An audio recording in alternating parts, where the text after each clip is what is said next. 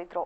ಸೇವಾ Mandara New England, Kannadakoota Boston USA, Empower Atlanta, Bengaluru Sadashivanagar Rotary Club ಶಾಖೆ ಸಹಾಯಾರ್ಥದೊಂದಿಗೆ ಗೊರೂರು ಎಎನ್ ವರದರಾಜುಲು ಪ್ರಥಮ ದರ್ಜೆ ಕಾಲೇಜು, ಎವಿಕೆ ಅಕಾಡೆಮಿ ಮತ್ತು ಬ್ರೈಟ್ ವಿದ್ಯಾಸಂಸ್ಥೆ ಸಹಕಾರದಲ್ಲಿ ತಾಲೂಕಿನ ವಿವಿಧ ಶಾಲಾ ಕಾಲೇಜುಗಳಿಗೆ ಡಿಜಿಟಲ್ ಪ್ರೊಜೆಕ್ಟರ್, ಸ್ಕೂಲ್ ಬ್ಯಾಗ್ ಮತ್ತು ಪಾಠೋಪಕರಣವನ್ನು ವಿತರಿಸಲಾಯಿತು.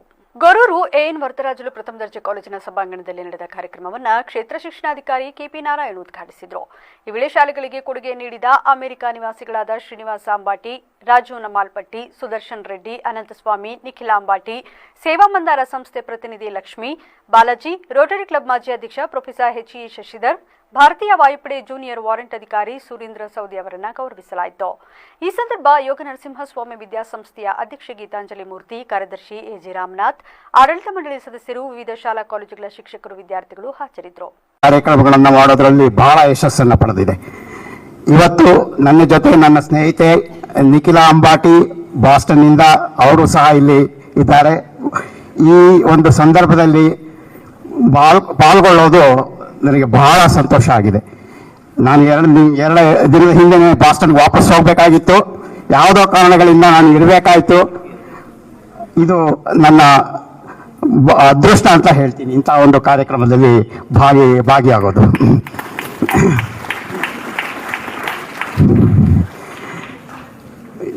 ಇಲ್ಲಿ ವಿದ್ಯಾರ್ಥಿಗಳಿಗೆ ಈಗ ನಿಮಗೆ ಗೊತ್ತಿರೋ ಹಾಗೆ ಭಾರತದಲ್ಲಿ ಆಗ್ತಾ ಇರುವಂಥ ಒಂದು ರೆವಲ್ಯೂಷನ್, ಡಿಜಿಟಲ್ ರೆವಲ್ಯೂಷನ್, ಇದು ಒಂದು ಅಮೇರಿಕ ದೇಶವನ್ನು ಕೂಡ ಮೀರಿಸಿ ಆಗಿರುವಂಥ ಒಂದು ರೆವಲ್ಯೂಷನ್.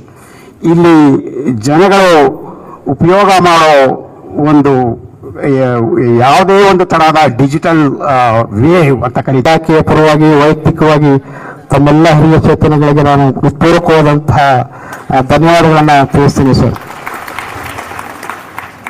ಕೊಟ್ಟದನ ಬೇಡ, ಕೊಟ್ಟಾಡಿಕೊಳ್ಳಬೇಡ, ಕೊಟ್ಟು ಕೆಟ್ಟದನ ಬೇಡ, ಶಿವನಲ್ಲಿ ಕಟ್ಟಿಟ್ಟುವುದು ಮತ್ತು ಸರ್ವಜ್ಞ ಅಂತ ಹೇಳಿ.